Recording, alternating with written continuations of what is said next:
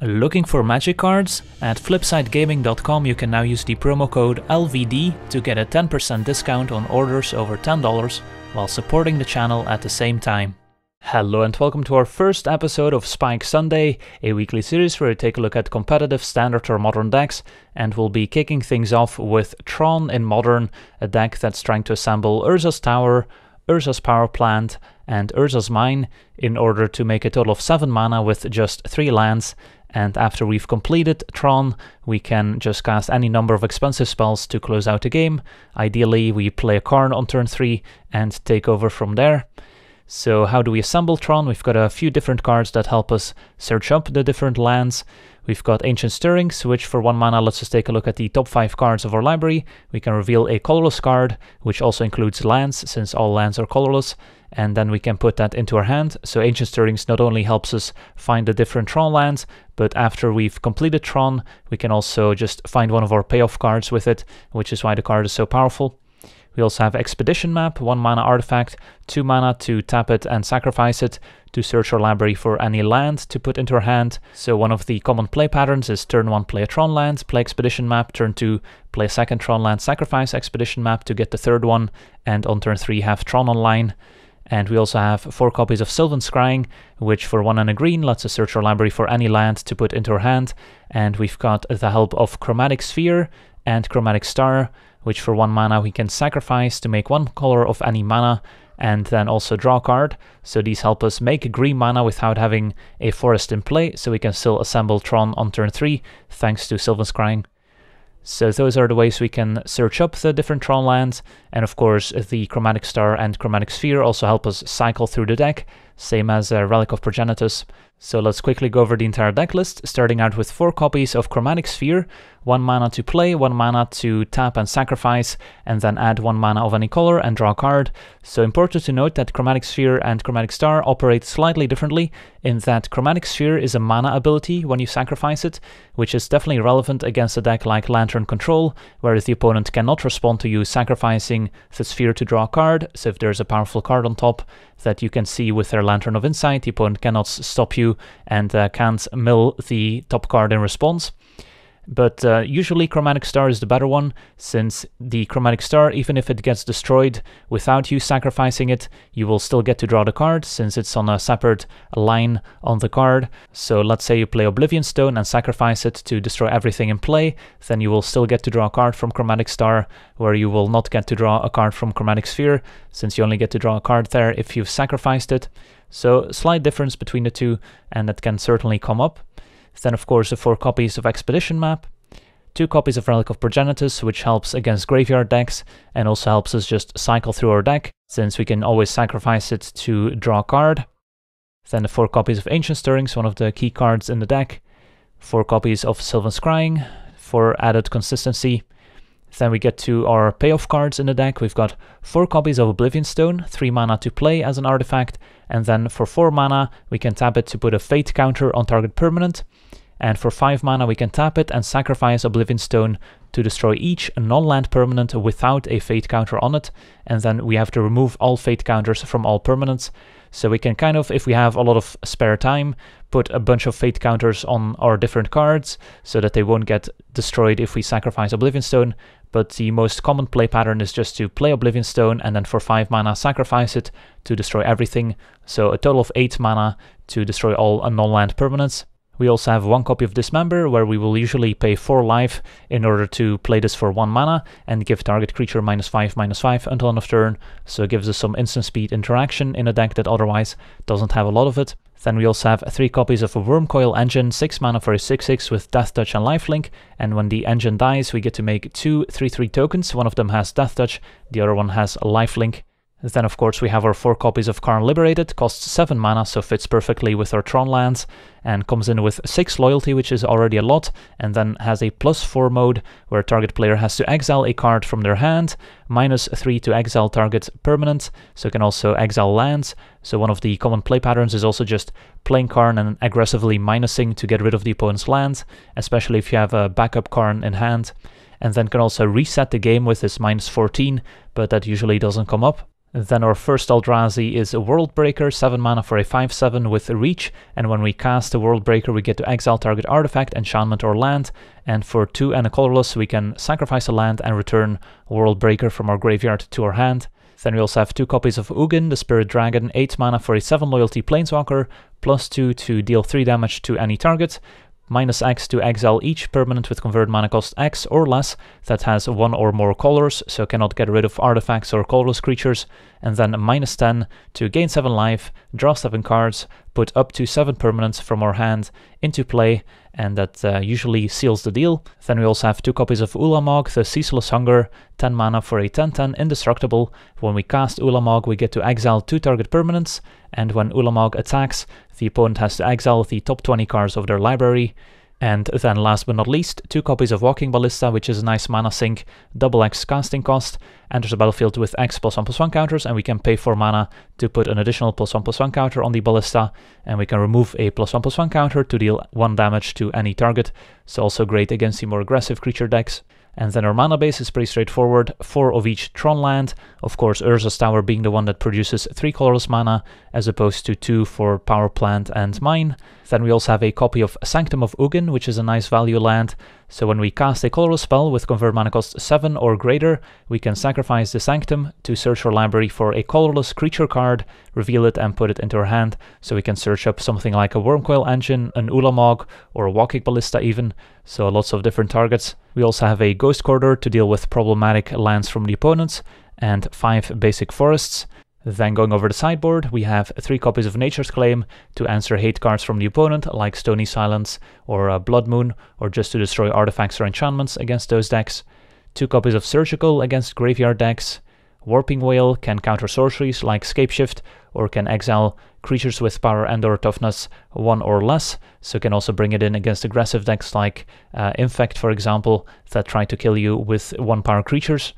We have 2 copies of Spatial Contortion as additional cheap removal, giving a creature +3/-3. 3 copies of Thought-Knot Seer, which shines against combo and control decks, being able to exile a card from the opponent's hand. 3 copies of Thragtusk, which shines against the more aggressive decks as a 5 mana 5/3 that gains 5 life when it enters the battlefield and leaves behind a 3/3 token when he leaves the battlefield. And then we also have 1 copy of Emrakul, the Promised End, as an additional finisher that can also shine against the more grindy and controlling decks. So if that's the deck, now let's jump into some games and see how the deck does.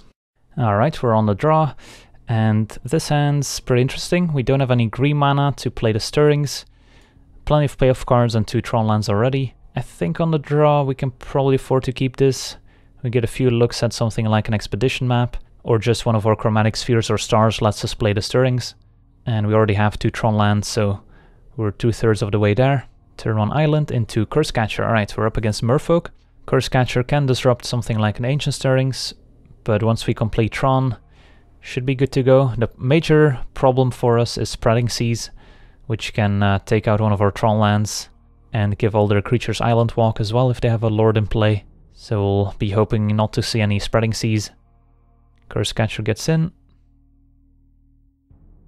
And a Harbinger of the Tides. Alright, that's fine. And we picked up a Sphere, so now we get to filter some green mana to play the Stirrings and find a map. I guess our opponent can also sack the Cursecatcher is the other argument, to just counter the Ancient Stirrings. So maybe it's fine to play Expedition map after all, just so they don't get to convert to Cursecatcher. Alright, let's play the map. Opponent gets in for 3. If we can dodge a Spreading Seas, that would be great. Mutavault into Marrow Regery, but our opponent did not play it pre-combat, which is a little strange. They could have gotten in for 2 more points. Either way, we're gonna sack the map, get our 3rd land, and say go. And then hope we get to play one of our finishers next turn. Ugin does clean up the board nicely, but they can definitely do some damage before that happens. 3 mana for another Regery, can untap a land. Decide to untap the island, so they might play another Lord here, as opposed to animating Mutavault. So our opponent does kill us next turn, but we will be able to deploy Ugin to clean up this mess. Alright. And the Merfolk Trickster. Oh, I see. To tap down our Tron land using the Marrow Regery. Yeah, that'll work. And tap our tower as well. Yeah, that was a pretty nice play. And now suddenly we can't cast any of our finishers. And we're dead on the way back. Alright, GG's. So on to game 2 against Merfolk. There's not much I want to bring in. Could bring in Nature's Claim to answer Spreading Seas, I suppose. Spatial Contortion to kill some lords. A Relic of Progenitus seems unnecessary. Yeah, we can probably bring in some number of Nature's Claims. And then what do we take out? I guess I can shave a Karn since he's more susceptible to negates and spell pierces and the like. And then maybe an Ulamog. Try this. Would like to be on the play. And this hand's not very good. Still good to 6. Alright, this hand's a keep. 2 Tron lands and more ways to find them. And do we keep Sphere on top? I don't think we do. Already have 2 of them.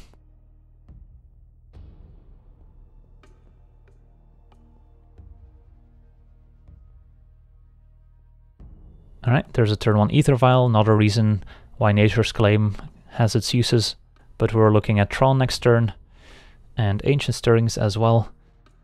But I think we just filter for green and play Sylvan Scrying. Alright, draw the power plant, so I guess now we can Ancient Stirrings instead, and also play Chromatic Star. And then we have a backup in case they have a Spreading Seas next turn. Alright, so what do we want? Kind of want the payoff card here in Karn Liberated. Spatial Contortion is also fine. Don't think we need to take Power Plant.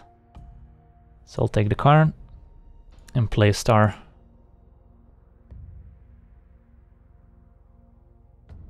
So if they Spreading Seas, we can sack Star for green, Sylvan Scrying for the one that got Spreading Seased.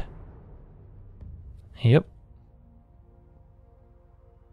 Alright, so we found green mana, but that doesn't really matter here. Let's sack this for green. Draw a card. And we found a tower. I think we play tower and then search up another tower.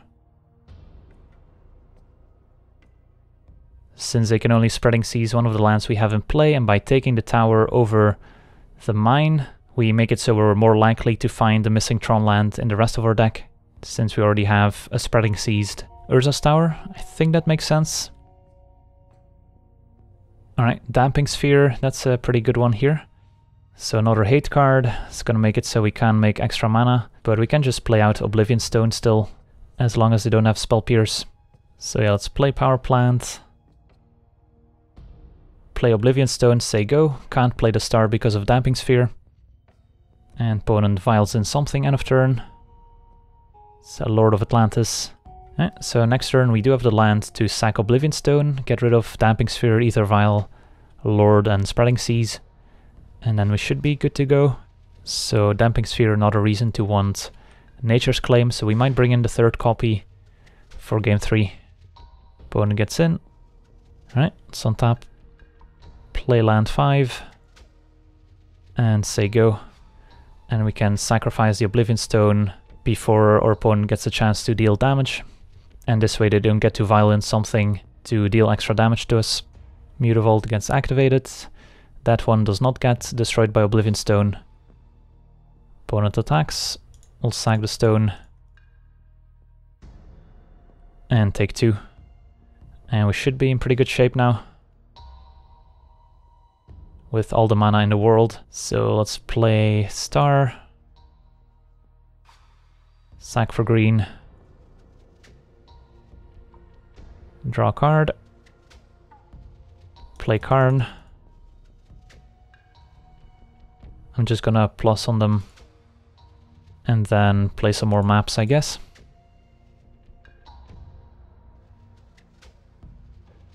Suppose we could have also gotten a Sanctum of Ugin before playing the Karn and then sacrificed that to get an extra threat.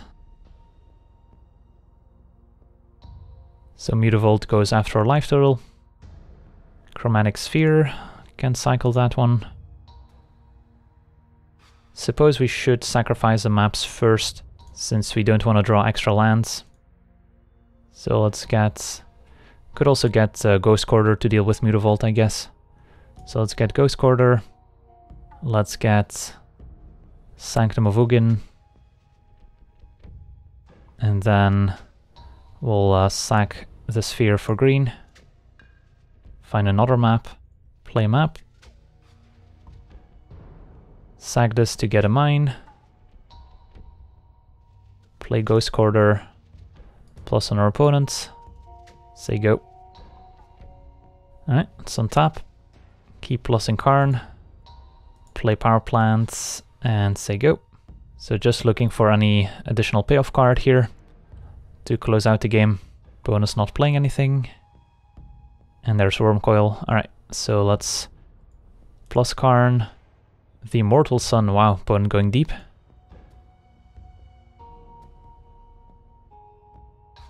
Play Urza's Mine, say go.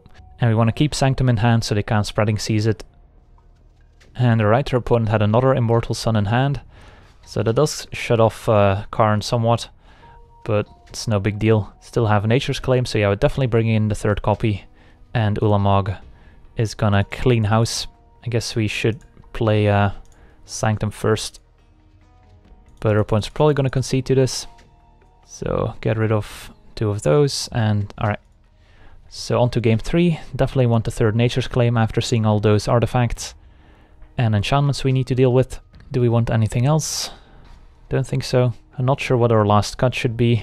I guess I could cut a Dismember just because life payments can be a drawback. Our opponent seems to be pretty reactive in these sideboarded games, so they don't seem to be going all in with their Merfolk Lords, so might not need the Dismember.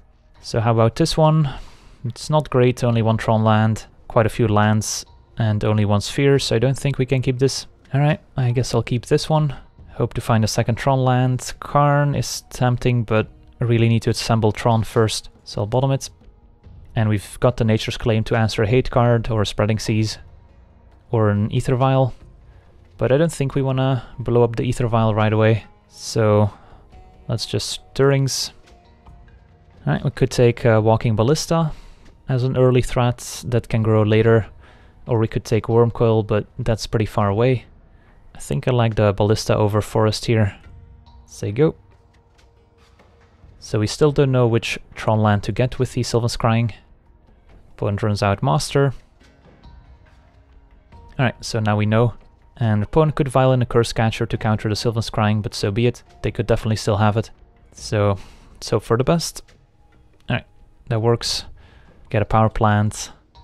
So we won't have Tron next turn, but we do have Nature's Claim to get rid of Spreading Seas. So next turn we can either drop Oblivion Stone or we can go Ballista plus Claim. Alright, Marrow Reejery.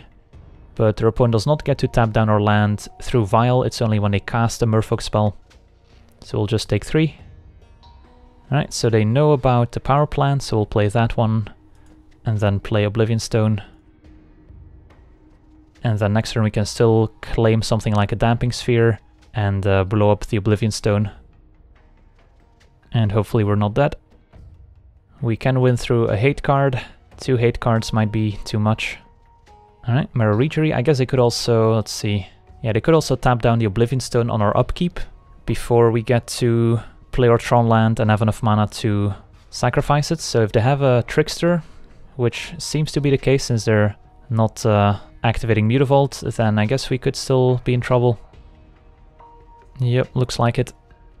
So Trickster, I guess I can also just tap down 2 of our lands. These Tricksters plus Marrow Reejery have been pretty disruptive. Now I don't know if we have a way out of this. At least we kept the tower in hand to have maximum mana, but we're gonna be 1 short here, since it's 5 to sacrifice the Oblivion Stone. I guess we can gain 4 by blowing up our own Oblivion Stone, but I don't know if that's a winning line. We can play Walking Ballista to chump block, but that's not gonna be nearly enough. I guess we can do both. Play Walking Ballista for 1 as a blocker and then still have a Nature's Claim up to potentially gain some life. A Lord of Atlantis can just tap down the Ballista as well, but it looks like they're gonna untap their land and tap down the forest, so we're forced to gain a 4 life now. but I think we're still dead. Since they can activate Mutavault, and with the Lord coming into play, their creatures will have an additional +1/+1. Alright, so super close one. The Merfolk Trickster plus Mirror got us in both Game 1 and Game 3. So maybe could have Nature's Claimed the Aether Vial on turn 1, but if they had something like Spreading Seas or Damping Sphere, that would not have worked out. Alright, so they had the Spreading Seas as well, which is why I didn't tap down the Walking Ballista. So yeah, that's gonna be game. So fell short to the Merfolk in 3 games. Alright, on to the next one. Alright, we're on the play, and this hand seems okay. We have 1 Tron land, 1 way to search, 2 ways to cycle, so all we need to find is 1 more Tron land or a way to search, and then we're in business. So turn 1 Star.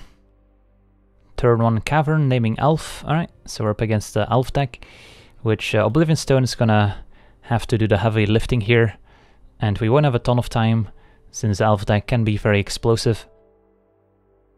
Alright, so let's sack this for green. Look for some guidance, and perfect. Alright, so now we have the turn 3 Tron, so that was lucky. Get to search up tower.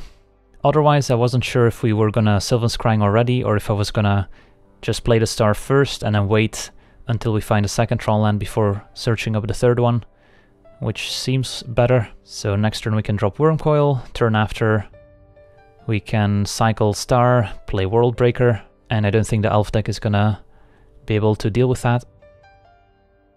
Alright, so turn out Wurmcoil and play Chromatic Star.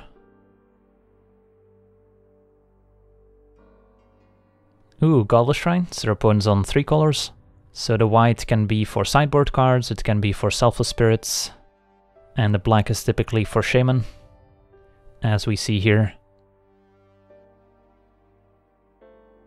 So next turn we can play World Breaker, take them off of one of their lands. Not sure which one, or we can just Karn them. I kind of like World Breaker more, since we're going to go after a land anyways. Draw a card, World Breaker, and probably just a Cavern. Could go after Godless Shrine, but I don't expect any main deck Path to Exiles. So let's just go for the Cavern. And then we still get to play a map, and attack for 6.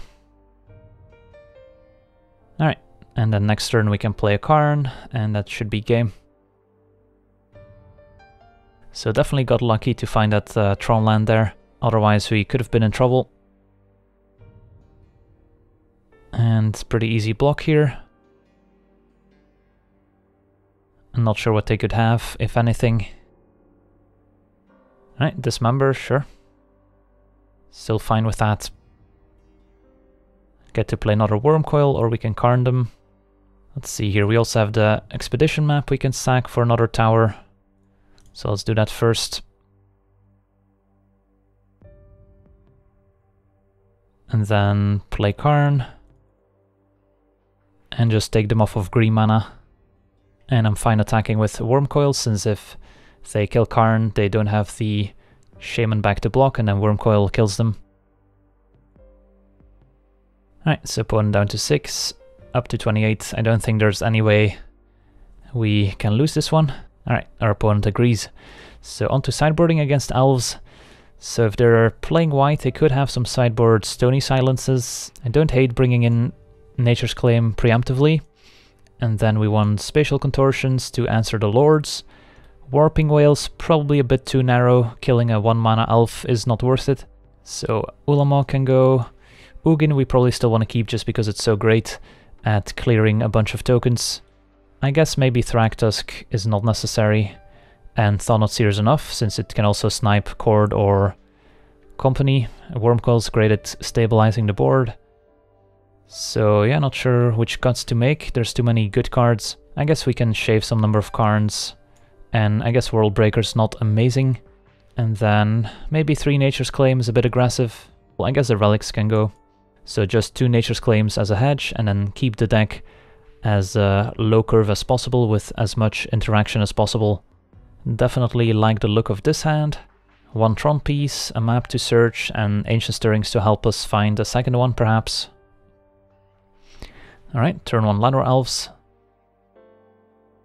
Let's turn out the Star. So no white mana yet for the opponent, which is good, so don't need to be too worried about Stony Silence quite yet. Another Forest. Elf gets in for 1, that's a good sign, means no Elvish Archdruid being cast here. And wow, we drew another power plant, so getting very lucky with our draws this game. So we can just play power plants, sack this for green, play Expedition Map, or we can just sack this for green, Ancient Stirrings, play Sphere and not expose Expedition Map to a Naturalize effect, which is probably better. So let's sack this for green. And okay, Natural Tron it is. Feel bad for my opponent. Ancient Stirrings, and could even take a Spatial Contortion here. Don't hate that. And then play the Sphere.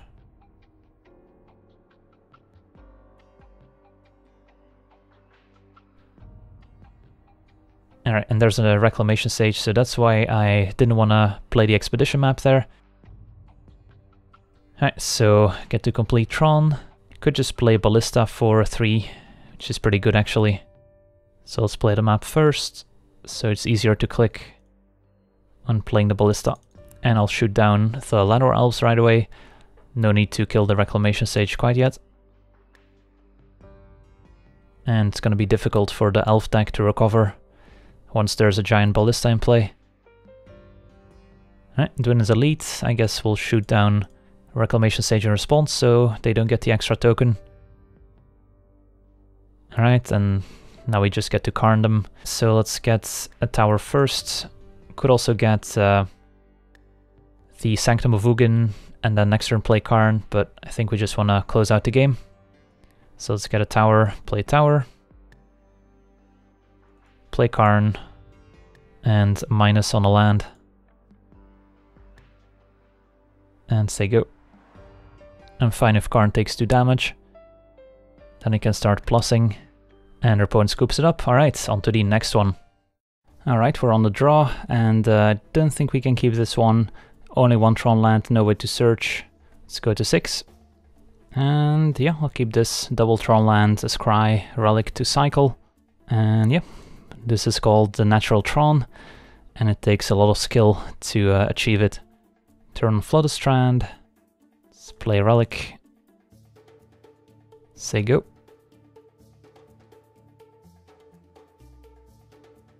Make sure to keep the opponent's graveyard clean. Alright, opts out of a Hallowed Fountain. So it looks like blue-white control. Most recent versions have not been including Spreading Seas, but they certainly still have a playset of Field of Ruin. So we could play Ballista for 2, which I don't hate. Given the double Karn situation, we have plenty of payoffs already, and this puts some pressure on the opponents. They could have a Logic Knot for 1 here. Alright, looks like they're Jeskai, so Field of Ruin is less likely, which is good. But they probably will just bolt the Ballista at some point. Alright, so bolt or face, interesting. Not going after the Ballista, so their opponent's gonna try and burn us out. Alright, let's target the opponent. And then attack for 1. Could also just pump the Ballista once, but that seems unexciting. So I'll run out Karn and get it countered, most likely. And if not, then it's probably game. It looks like a Logic Knot. Their opponent's trying to cast. Yep, Logic Knot for 1. Counters Karn. It's okay. Opponent already down to 12 from all those fetch lands and shock lands. And given that they're Jeskai, they have at most 2 copies of Field of Ruin that are a problem, and drawing the tower's nice here, so now we can play around most Logic Knots that they can have. So let's clean up the graveyards first, so that Logic Knot can be cast with Delve. And how about Ugin instead? I think I still like Karn since that plays around Logic Knot for 1. And I don't mind aggressively minusing on their lands here. Get rid of the red. They could bolt Karn and get rid of it, but still a fine trade for us, I think. Maybe Electrolyze on the Ballista. Nope, Lightning Helix on Karn, that's fine. Have plenty of threats coming up here between Expedition Map, can get a Sanctum of Ugin, and then play Ugin, can just bump the Ballista a bunch. Just want to keep the opponent off of Cryptic Command mana, and I should have played the map there, but forgot to. Alright, force the draw. So let's see here, 6, 7, 8, 9, 10. Yeah, we can still do both. Play map. Sack map for Sanctum. Play a Sanctum, play Ugin. Trigger the Sanctum and get a Ulamog. And that's gonna do it. Alright, so we're up against Jeskai control. Let's see how we want to approach this after sideboard. So our opponent's gonna have some more counter spells. They might have Stony Silence and Damping Sphere, so Nature's Claim I think we want. I like the Thought-Knots, match up pretty well against all the bolts. And Thragtusk is not amazing since it dies to bolt, but it does leave behind a body. What don't I like? Dismember's probably bad. Don't need all these Oblivion Stones. Wurmcoil's also not amazing since it just gets exiled by Path to Exile, but it's still okay as a threat. I guess we can shave down 2 copies. I guess we can go down even more on Oblivion Stones. Don't really foresee needing Oblivion Stone in this matchup. There's a handful of permanents they could have, but not a ton of them. And I guess we can just swap out Wurmcoils for Thragtusks. Be a bit better against Path, a bit weaker against bolts, but have a bit more life gain as well. And I think I like the rest. Ugin's also not amazing, but probably still fine. I think it's better than Wurmcoil, but not by much. And I guess we could also bring in Emrakul over maybe Ugin. Alright, this looks okay. And how about this opening hand?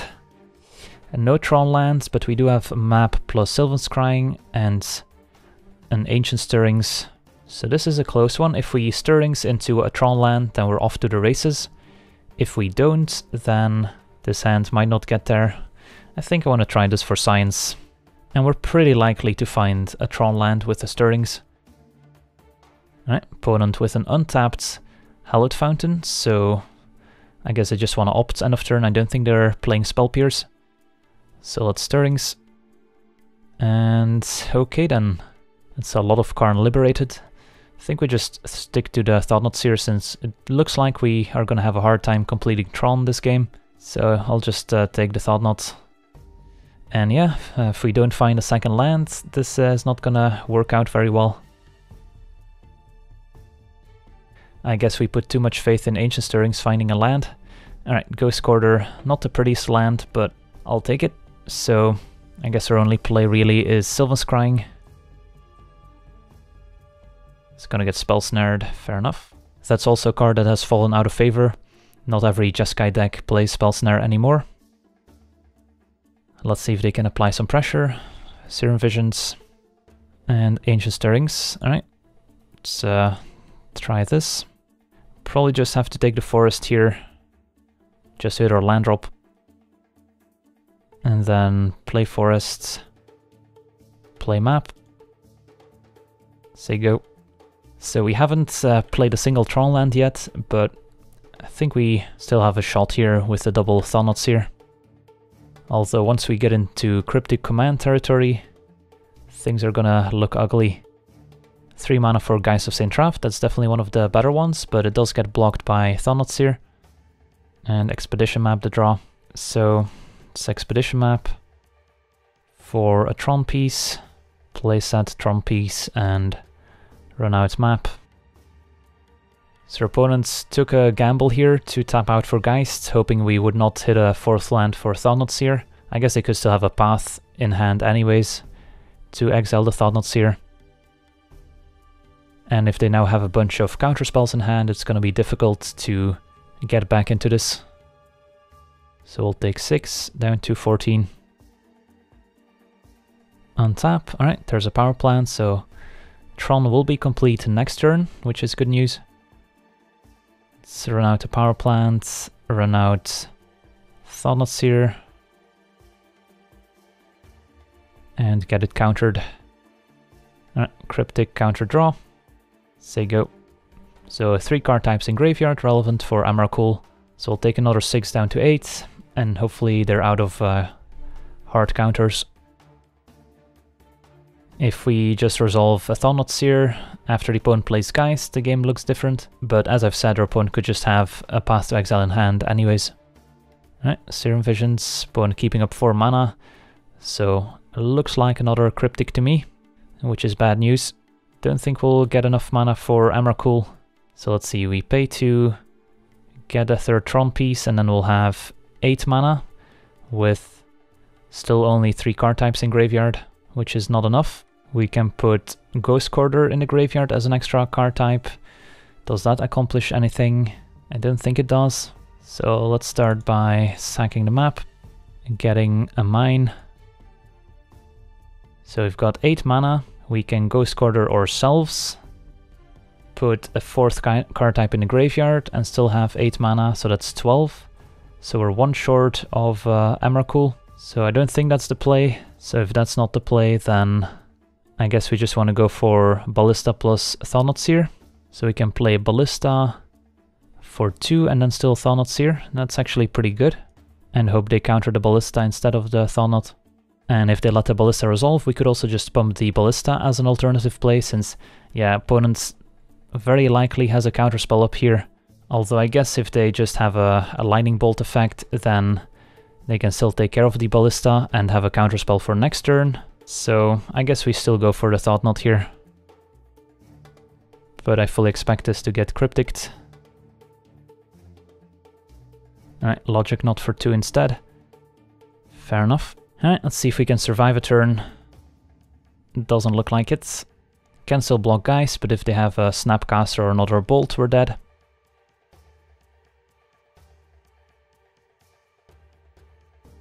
Alright, so we're down to 1. And let's see if they have a finisher. Looks like a Snapcaster. Yep. Alright, that's gonna do it. So, on to game 3. Do we want to change anything? Did not see any hate cards, so Nature's Claim hasn't done anything, but I think we still keep them in as a hedge. Thragtusk looked good there against the Geist plan. Ugin looked pretty bad, even though it can exile a Geist if it resolves, but Geist wasn't really the problem there. It was missing our land drops early on that was the problem. I think I like this setup. Alright, would like to be on the play. A 1-lander with no Tron lands, no green mana. Gonna have to ship this one. Alright, I can get behind this. And Thragtusk is, I guess, a good medium-sized threat. So I'll probably want to keep this on top. And then turn 1, I guess we still run out the map here. And then next turn we can play a Sylvan Scrying, or we can sack the map. Right, turn Flood Strand, opponent sacking it right away, maybe for Serum Visions. Alright, so we draw Thragtusk, and we get to play Sylvan Scrying here. And get our mine. Say go. So we'll have Tron on turn 4, given no disruption. I guess playing Sylvan Scrying is a bit weaker to Stony Silence as opposed to sacrificing the map, but it's a bit better against something like a Spell Snare in the future. Alright, so I think here we just Ancient Stirrings. And that finds Worldbreaker, seems good. And then end of turn sack map, untap, and we can Worldbreaker our opponent, which is gonna be pretty good, so hoping they don't have a Damping Sphere this turn. Stony Silence is definitely beatable with the Worldbreaker. So yeah, it's mostly Damping Sphere that I don't want to see. Alright, I like it. End of turn Snapcaster just to apply some pressure. Opponent's on the burnout plan here. 3rd land, don't expect Blood Moons out of Jeskai. Especially when the opponent didn't fetch any basics. And 3 mana for Geist, alright, so opponent acquired their game plan, but we will get to Worldbreaker them, which is going to be pretty effective. And a Nature's Claim, just in case. So, Worldbreaker, get rid of their white source, and Worldbreaker also has Reach, so it can deal with the Angel token from Geist as well. Let's play a star, say go. And Thragtusk will make it so we won't get burnt out. Alright, another Flooded Strand. Let's see if they have the Path to Exile. It looks like it. Alright. Let's get a Forest. But our opponent doesn't have double blue up, so they won't be able to counter Thragtusk here. Let's start by sacking the star. Play another star. Sack star again. And alright. So let's play Power Plant, play Thragtusk. And we can pay for a mana leak. And they don't have double blue for Logic Knot. We also have the option of Nature's claiming our own expedition map just to gain some life, which I don't hate. So let's play expedition map. And we probably want to could get another tower, or we could just get a Sanctum. I think I like Sanctum here. That way if they have a counterspell for next threat, we can still get another one. Play map, say go. Our opponent may be considering using a bolt on Thragtusk. Nope, they're just going upstairs. So that makes the Nature's Claim our own map plan more feasible. Alright, Celestial Colonnade can also beat down. So we do want to find something. I guess we can always get a Ghost Quarter to blow up the Colonnade. And it is a few turns away still. So if Geist attacks, definitely blocking with the Thragtusk. And then we might take 6. So if they have double burn spell, we could die. But then we can respond with a Nature's Claim. I guess they could also have another Geist. Alright, we get to untap, and there's Karn. And it's a great draw. So let's Karn. Trigger Sanctum of Ugin, and that can go get an Ulamog. Could also go for Emrakul, the Promised End. Take the opponent's turn, but Ulamog just gets rid of 2 lands and closes out the game very quickly. I guess we could also get a Thought-Knot Seer and play it this turn. That might be even better. And we still get to keep up Nature's Claim. Alright, I'm convinced. Let's go for the least greedy play. So I guess we would just plus on their hand and then play a Thought-Knot Seer. Alright, Cryptic Command gone, that's good. Play Thought-Knots. They could counter this one with a Logic Knot. Instead Snapcaster, Bolt. Sure. They might bolt our face and then we're probably forced to Nature's Claim our own map preemptively so they don't untap and bolt us again. And they're gonna bolt our face. Alright. Thought-Knot resolves. And let's see what their last card is. Lightning Helix. Alright, so they had a plan to burn us out. And I'm just gonna do this now. Alright, so now we have active Karn, 2 big creatures versus the opponent's 2 Snapcasters. I could even get in there with a Thragtusk actually. Don't think that's a risk. So very close game here. Opponent correctly identified they were on the burn plan early on, flashed in Snapcaster just to try and beat us down. And they almost got there. Serum Visions into path, alright. So all of a sudden, our opponent could still top deck a burn spell for the win. So maybe attacking with Thragtusk was a bit risky. And our opponent also got to draw a card from the Thought-Knots. If they drew a bolt, we're dead.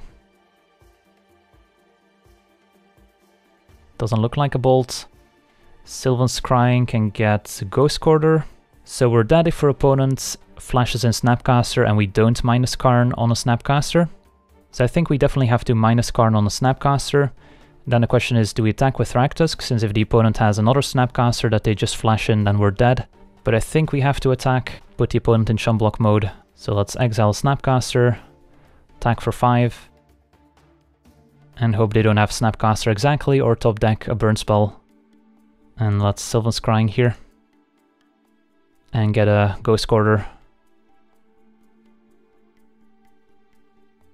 Electrolyze also kills us, and alright, opponent just top decked a bolt, so not much we could do about that one. So very close games, and in the end, Jeskai Control able to burn us out for Xaxes. Alright, I want to thank you for watching, I hope you enjoyed, and as always, have a nice day. I also want to thank all my patrons for supporting the channel, and you can do so yourself as well over at patreon.com/LegenVD, where you get cool rewards for supporting the channel, as well as getting us closer to our goals, where with every goal reached, we will release an additional weekly series. So if you want to see more content, Patreon is the place to go.